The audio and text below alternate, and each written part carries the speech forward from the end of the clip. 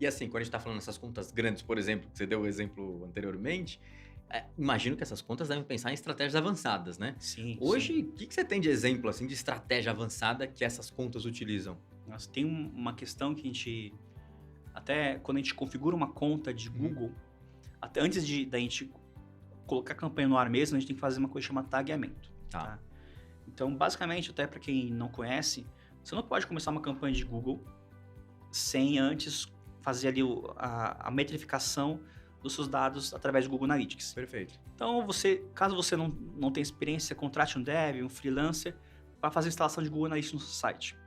Segundo, também colocar tag de remarketing do Google Ads no seu site, porque se você não colocar, Uhum. aquela que eu comentei do display, de fazer você seguir o cara porque ele colocou seu produto no carrinho, você não vai conseguir fazer, Hum. tá? Segundo, ah, quando você coloca uma tag de conversão no Google Ads, por exemplo, a sua tag pode ser um lead. Quando o cara Uhum. preenche meu formulário para entrar em contato comigo e saber do meu serviço. Uhum. Então, quando ele chega na página de barra obrigado, o Google Ads vai entender que aquilo é uma conversão para você. Perfeito. Então, quando você tem isso explicadinho para o Uhum. Google, ele consegue metrificar, suas campanhas vão rodar de maneira inteligente, Legal. tá? E aí que tá. Você não consegue fazer nada avançado sem esse ajuste inicial e sem olhar para o Google Analytics. Perfeito. Por quê? Porque o Google Ads ele vai te dar informações de conversão da impressão do anúncio, para quem visualizou o seu anúncio, quem clicou no seu anúncio e talvez se ele vendeu. Mas você não vai saber ali o porquê que ele vendeu ou porquê que ele não vendeu. É aí que você tem que olhar para o Google Analytics. Aí eu te dou alguns exemplos de coisas que eu considero que não sejam tão avançadas, Uhum. mas como ninguém faz, para mim é Vira. avançado. Porque Legal, poucas sei. pessoas fazem. Por exemplo, chegou um cliente para mim, acho que há uns 3 anos atrás, cliente razoavelmente grande, investiu R$ 600 mil em termos de um ano, Tá. só em Google Ads, tá? Aí quando chegou para mim lá, o que eu fiz? Vou filtrar onde ele gastou, qual ROI por cidade, por campanha e fui fazer ali as métricas, né? O que eu descobri? Eu fiz um filtro de localização por cidade, não foi nem por estado. Desses R$ 600 mil, pelo menos 20%, que ele dá uns R$ 120 mil, ele gastou em cidades que tiveram ROI zero.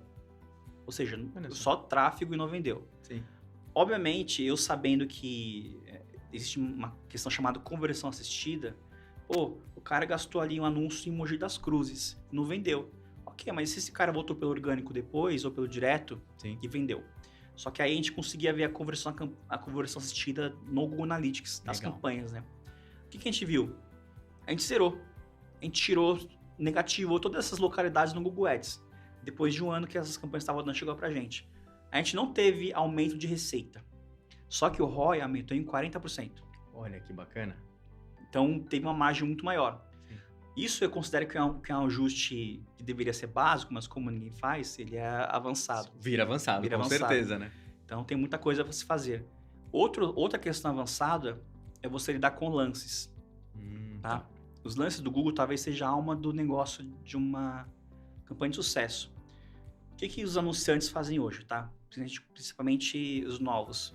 Quando ele vai criar uma campanha, ele vê ali as nomenclaturas que são bem sugestivas do Google, né? Maximizar clique, ok. Parcialidade de impressão, ok. Maximizar conversão, pô, essa que eu quero. Aí o que ele faz? Ele não tagueou a página, não colocou a tag para a inteligência do Google funcionar direito, mas eu quero maximizar a conversão. E ele coloca lá. E aí a campanha roda toda louca, sem a tag, gastando mais no leilão que poderia ou Sim. menos, e você não tem um bom resultado.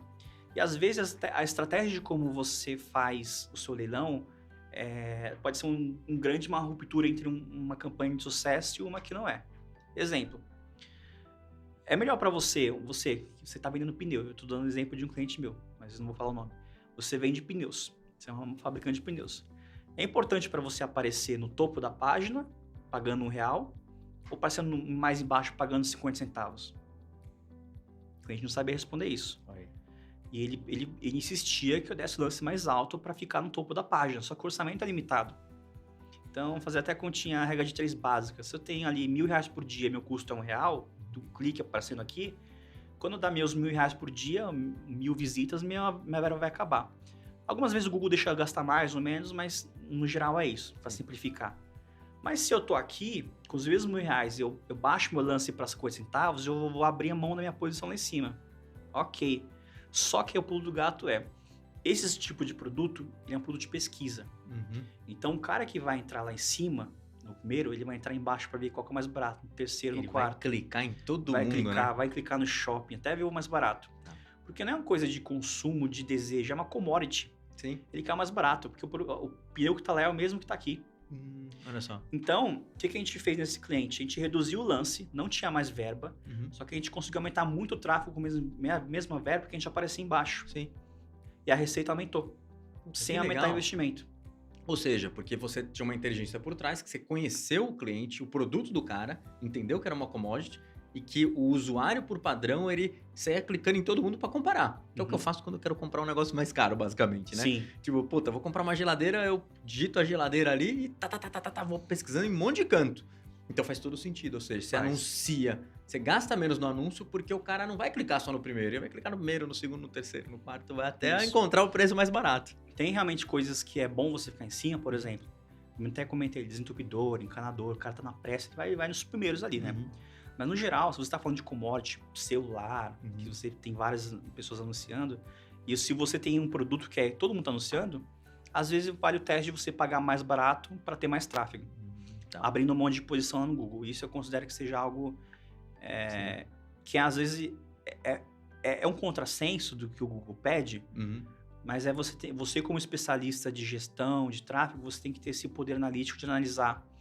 Inclusive, às vezes isso não acontece de maneira uniforme, às vezes você tem que separar isso por dispositivo. Legal. Às vezes no mobile é bom você aparecer em cima, mas no desktop embaixo. Aí você separa os lances por dispositivo. No B2B acontece isso. No B2B, quando tem cliente que vende empresa para empresa, e às vezes o cliente dele é um cara comprador de uma empresa que está no escritório, em área comercial. Como é que ele vai fazer a busca dele? No desktop. E aí, para esse cara B2B, bota anúncio em cima, joga anúncio lá em cima para ele. Mas se o cara está em um outro área que não é convencional, divina as conversões, mas procura, vamos aparecer. Mas ele normalmente está fazendo a busca por aqui.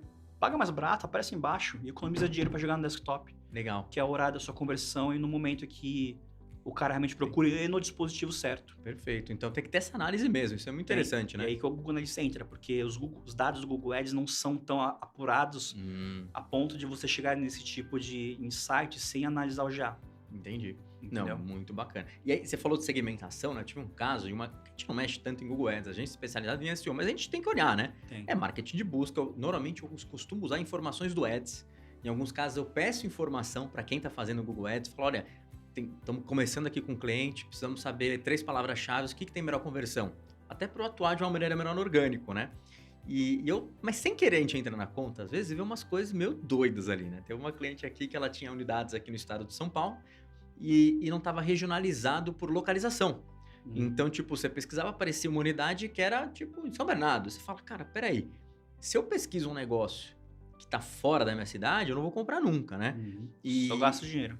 Então assim, hoje as campanhas, você costuma regionalizar muito campanha local, que eu imagino que seja meu padrão, mas para as outras que não são, por exemplo, um negócio local, você também costuma regionalizar ou não? Costumo, porque e-commerce normalmente roda o Brasil inteiro. Tá. Só que tem uma questão de frete, né? Então, por exemplo, você vender para São Paulo, você paga... Eu vou dar um exemplo muito legal de otimização avançada também. Legal. Você vender para São Paulo é uma coisa. Você paga ali do seu bolso, do anunciante, R$20 de frete para entregar para o seu cliente. Você vender na Bahia é totalmente diferente. Você vai pagar 40 de frete. Então, você já reduz sua margem. Sim. Se você estiver em São Paulo, mandando para Bahia, né? Perfeito. E principalmente em promoções de frete grátis, né? Quando o frete sai do bolso do anunciante, tá? Outro caso, questão, que é um cliente que estava na Infracommerce. Esse cliente, ele vendia muito bem no Brasil inteiro, mas as 2 principais praças, as 3 eram São Paulo, Minas Gerais e Rio de Janeiro. Perfeito. Tá? O que acontece? A margem de lucro desse cliente era muito baixa. E aí vender para o Rio era um péssimo negócio. Por quê? Questão de ICMS. Tem isso. Que era o mais caro em termos de imposto, 18%, se não me engano. Então, quando ele vendia para o Rio de Janeiro, muito embora seja o terceiro ou o segundo que mais vendia, ele vendia com margem negativa, por causa do imposto. Aí ela passava isso pra gente, o que a gente começou a fazer? A gente não podia deixar de vender para o Rio também, porque tinha volume de busca lá. A gente começou a reduzir todos os nossos lances de Google Ads no Rio de Janeiro, para que as vendas que ocorressem lá sejam mais baratas, com CPA menor. Legal. Então, se a gente vendia ali, no geral, um CPA de venda de R$50, no Rio de Janeiro a gente baixava todos os lances, caía um pouco de venda, mas a gente vendia com 20. Entendi, perfeito. Entendeu? Então, mesmo que você rode campanhas a nível nacional, você tem que filtrar, porque você não vai vender de maneira uniforme em todos os lugares. Legal. Normalmente São Paulo lá em cima, aí o Sudeste aqui, talvez no Sul. Se você é uma empresa no Nordeste, provavelmente vai vender mais lá, mas se você também quer crescer, expandir para São Paulo, ok. Mas ainda que você tenha ali toda uma campanha a nível Brasil, se você não quiser restringir seu anúncio, no mínimo você vai ter que dar lances diferentes. Para aparecer nos lugares que você tem prioridade de venda. Olha que interessante, legal.